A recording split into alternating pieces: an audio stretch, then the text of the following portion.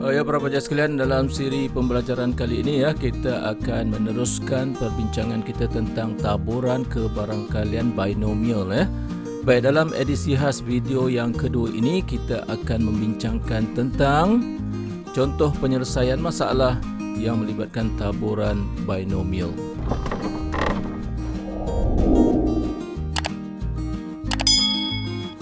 Kita mulakan dengan melihat contoh soalan yang pertama ini. Keputusan satu kajian menunjukkan bahawa 20% murid dalam sebuah bandar berbasikal ke sekolah. Jika 8 orang murid dari bandar itu dipilih secara rawak, hitungkan kebarangkalian bahawa yang pertama, tepat 2 orang berbasikal ke sekolah dan yang kedua, kurang daripada 3 orang berbasikal ke sekolah. Okey, di sini berkaitan dengan taburan kebarangkalian binomial. Untuk menentukan kebarangkalian bagi suatu taburan binomial, pastinya kita akan menggunakan rumus taburan binomial. Jadi kita tuliskan rumus dia siap-siap di sini. Baik, kita tengok maklumat yang diberikan di sini. Yang pertama ialah dalam kajian ini melibatkan 8 orang murid. Jadi 8 itu akan mewakili nilai N. Jadi kita tuliskan N sama dengan 8. Baik, seterusnya 20% ni, dia akan menyatakan nilai kebarangkalian kejayaan. Dan dinyatakan di sini ialah 20%. Jadi bila kita nyatakan suatu nilai kebarangkalian, maka 20% ini perlu dinyatakan dalam nilai kebarangkalian. Caranya ialah bahagikan dengan 100 sebab nilai kebarangkalian ialah nilai yang terletak antara 0 hingga 1. Jadi 20 bahagi dengan 100 dapatlah 0.2. Baik, bila kita dapat nilai P sama dengan 0.2, maka kita akan tahulah nilai Q akan sama dengan 0.8. Macam mana kita dapat 0.8? 1 tolak dengan 0.2. Baik, soalan yang pertama, cari nilai kebarangkalian tepat 2 orang, maksudnya P kebarangkalian X sama dengan 2. Kemudian kita gantikan nilai berkenaan dalam rumus. Jadi di sini 8C2 sebab N ialah 8, R dia adalah 2, maka 8C2. Darab dengan 0.2 iaitu P kuasa 2. Kemudian darabkan dengan 0.8 kuasa 6. Macam mana kita dapat 6? 8 tolak dengan 2, 6. Jadi apa yang sedang ditunjukkan di sini ialah kita hanya menggantikan nilai-nilai berkenaan ke dalam rumus taburan binomial ni. Itu saja. Baik, untuk soalan yang kedua pula, hitungkan kebarangkalian kurang daripada 3 orang berbasikal ke sekolah. Kalau dikatakan kurang daripada 3 orang, maka kita tulis seperti ini. Kebarangkalian, P itu kebarangkalian. P huruf besar tau. X kurang daripada 3. Kalau X kurang daripada 3, maksudnya ialah X sama dengan 0, X sama dengan 1, ataupun X sama dengan 2. Jadi 0, 1, 2 itu maksudnya kurang daripada 3. Jadi macam mana cara nak cari nilai kebarangkaliannya? Kita cari nilai kebarangkalian X sama dengan 0, kita tambahkan dengan kebarangkalian X sama dengan 1, kemudian kita tambahkan dengan kebarangkalian X sama dengan 2. Masukkanlah dalam rumus bagi setiap satu tu. Macam mana yang dijelaskan tadilah. Kemudian ambil kalkulator, kirakan setiap satu dan kita jumlahkan, maka inilah dia nilai kebarangkaliannya. Seterusnya kita lihat contoh yang kedua. Dalam satu tinjauan yang dijalankan ke atas murid-murid sekolah, didapati 2 daripada 5 orang murid memiliki telefon bimbit. Jika 8 orang murid daripada sekolah itu dipilih secara rawak, hitungkan pertama, tepat 2 orang murid memiliki telefon bimbit.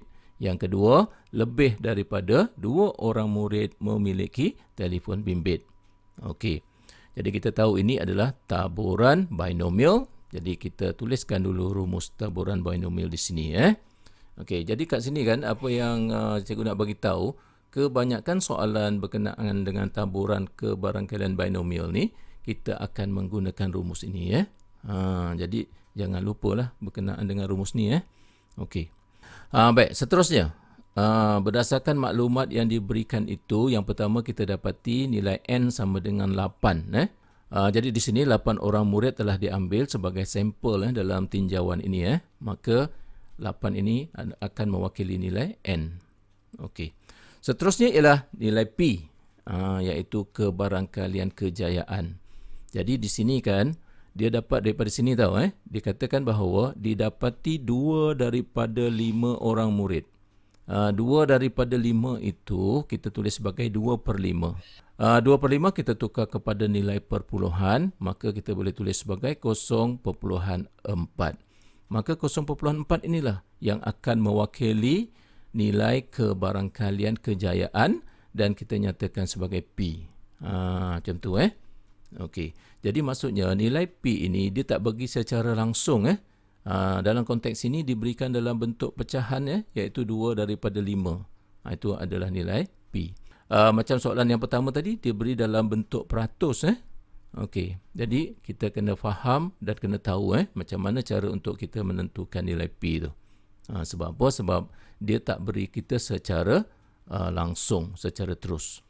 Okey, bila kita dapat P maka dapatlah Q. Jadi tak susah yang ni nak dapatkan Q. 1 tolak 0.4 dapatlah 0.6.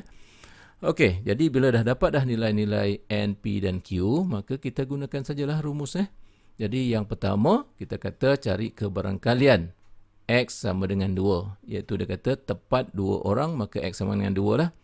Okey, maka daripada sini ambil formula ini, gantikan nilai-nilai yang berkenaan. Nilai N, nilai P dan nilai Q serta nilai R tu. Okey, maka dapatlah kita tulis macam ni. Boleh kan? Kemudian mudah saja seterusnya ambil kalkulator dan kita selesaikan. Baik, seterusnya untuk soalan yang kedua kita nak hitungkan nilai kebarangkalian jika lebih daripada 2 orang murid memiliki telefon bimbit. Lebih daripada 2 orang murid.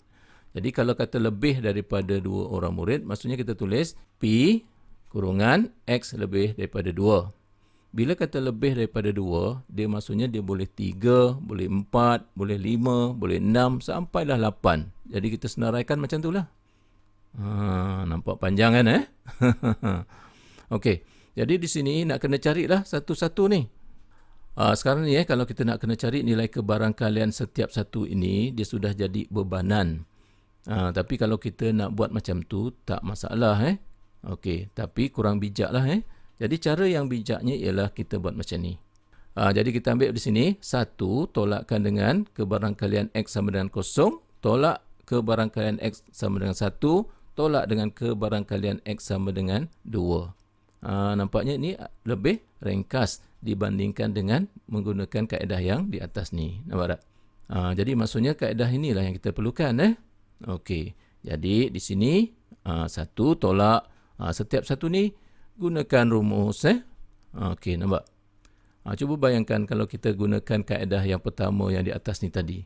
Maka banyaklah rumus yang akan kita tulis Okey, jadi menjadi bebanan lah.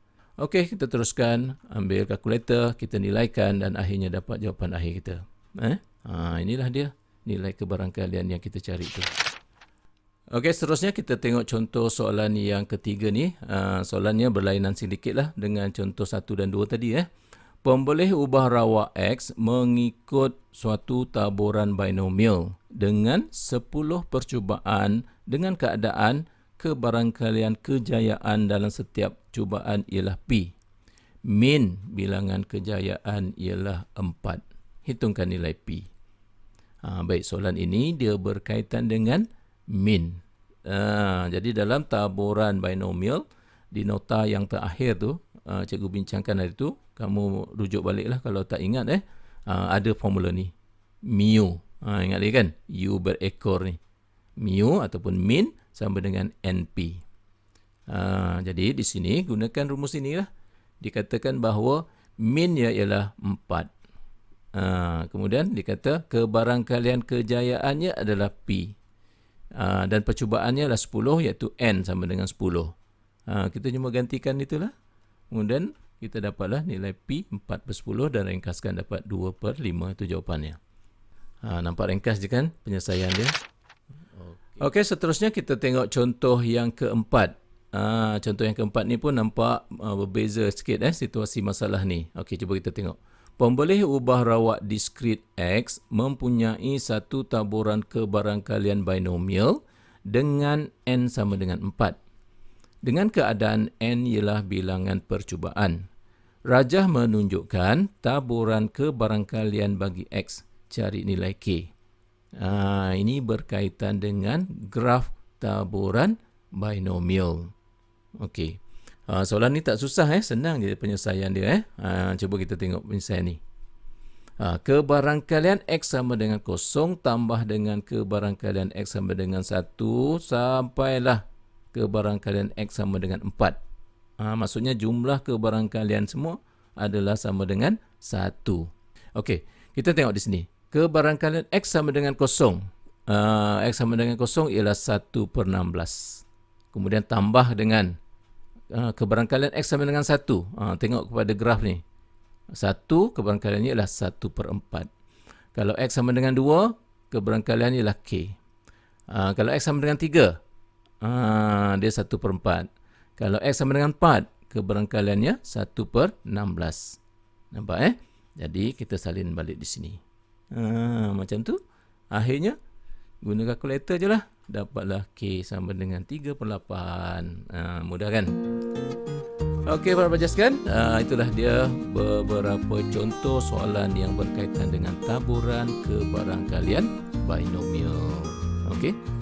Jadi harap kamu dapat cari lagi lah soalan-soalan yang lain untuk mendapatkan kemahiran penyelesaian masalah yang berkaitan taburan kebarangkalian binomial.